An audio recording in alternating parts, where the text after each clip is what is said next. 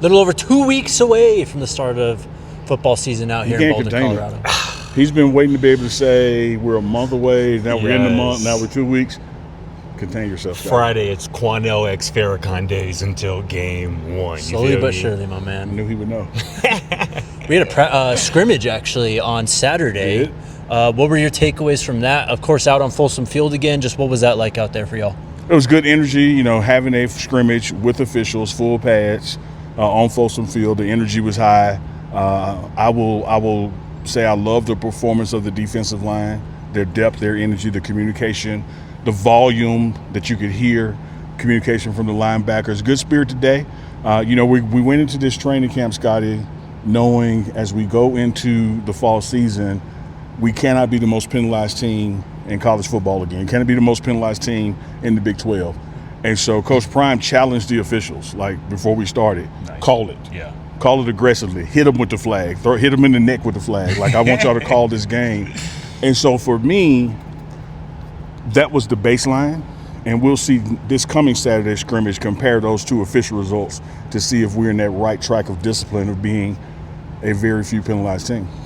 All right, so maybe my biggest takeaway from Friday, Fall Sports and Media Day for Colorado, which was a really fun day, was that maybe there's starting to be some separation in the quarterback race in favor of Kaidon Salter. Sure. It's based on some things that Coach Prime said Friday. We saw Kaidon break down the team huddle yesterday. Yeah. I saw him drop a dime to Zach Atkins in practice, and Coach Prime was like, yeah, that's it, 3, hyping Kaidon up. Are you seeing that as well? Is there starting to be a little bit of separation of quarterback competition, like I said, in favor of Kaidon Salter? I think that's fair. Juju had a couple of days out sick, and that's the kind of thing that happens when you miss a day. Another guy doesn't miss a day. The distance, if there was distance, increases. I think that the leadership that the more senior guy brings to the table, the closer you get to Georgia Tech, is becoming more evident. But once again, should something happen where you got to put in a true freshman, we got the best true freshman quarterback in the nation.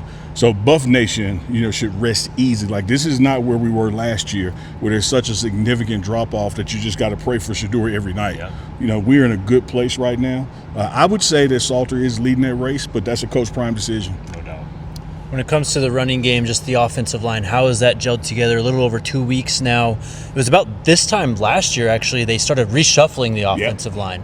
How would you compare where they are now to where they were last year at this point? Ahead of the schedule on that reshuffle, I think you spent a lot of time last week reshuffling, and now you're going into this week, week 3, with about a core group of 8 guys, where that center is not going to change much once that's solidified, but those other pieces are going to move around. So you see the 3-headed monster in that offensive line room still doing some rotation, not because of a lack of a confidence, not because we're still trying to figure it out, but so guys can get experience, because this is the way it's going to happen during the season.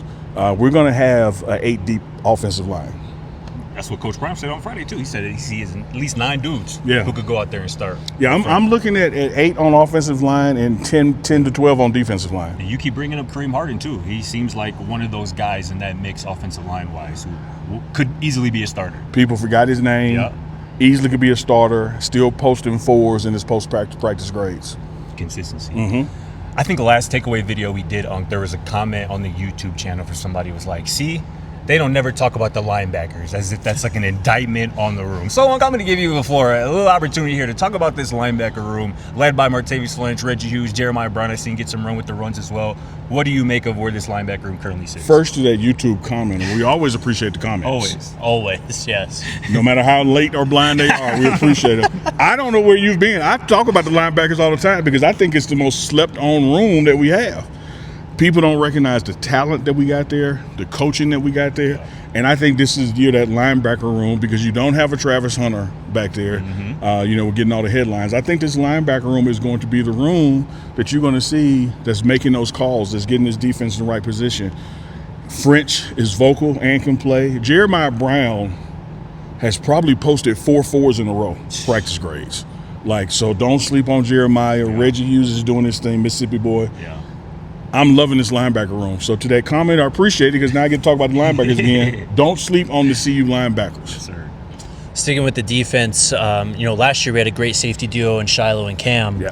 Tawfiq's kind of come in. He's wearing that 7. It seems like he's really got a blessing, frankly, from Cam, and they have a tight relationship. But also with Carter, too. He's someone who's kind of gotten a lot of attention, either positive or negative, from the fan base over the last 2 years.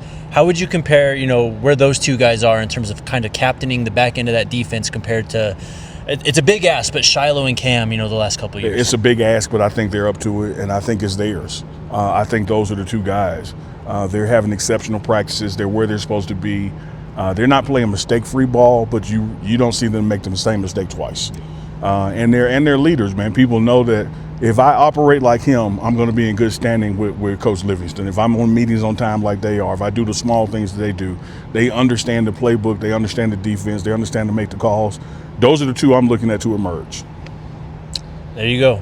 About 2 weeks left. We'll do this again later in the week. Yeah, and here's the thing about this 2 weeks that's left, guys. This is quote-unquote week 3 of camp. And Scotty, you've been there before. This is the week. Yes. If you don't get it this week, you ain't got it. Because in the next 10 days, counting the weekend, class starts back. So this is the last full-time week of full-time camp of full-time football before you really have now limited hours, limited practice to focus totally on Georgia Tech. So for those guys who are sniffing around for a starting rotation spot, trying to see what they're going to do, if you don't do it between now and Saturday, it ain't happening. Because like you said, at that point, you want to Georgia Tech, and you start game planning and putting in the game plan and whatnot. And if you're not involved, if you didn't prove over the last couple of weeks, there are no more 6 a.m. to 6 p.m. days. Exactly. It's if you don't do it this week, tough. Great point. Time to show out or shut up here at Colorado. Love that.